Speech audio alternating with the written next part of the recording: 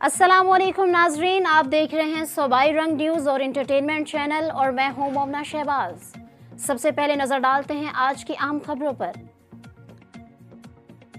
सरगोधा थाना city police की बड़ी कामयाबी, कत्ल के वक़ूए में मुलविस 2 मुलजमान को 24 घंटों में गिरफ्तार कर लिया। वरसा की जानिब से मुलजमान को गिरफ्तार करने पर सरगोधा पुलिस को खराज तहसीन। 16 मार्च को 13 ब्लॉक के करीब मोटरसाइकिल सवार मुलजमान ने फायरिंग करके मोहसिन को नाहक कत्ल कर दिया था। मुलजमान वाक़े के बाद फरार होने में कामयाब हो गए थे।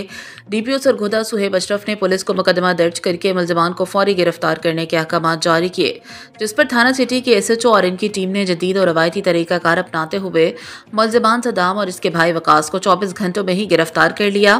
इब्तदाई तफ्तीश के मुताबिक वाकया पुरानी दुश्मनी की वजह से पेश आया। गिरफ्तार मुलजमान को करार वाकई सजा दिलवा कर मकतूल के लवाहिकीन को इंसाफ फराहम किया जाएगा। कातिलों को गिरफ्तार करने पर मकतूल के वरसा का पुलिस अफसरान को खराज तहसीन। वरसा के पुलिस के हक में नारेबाजी, अफसरान को फूलों के हार भी पहनाए।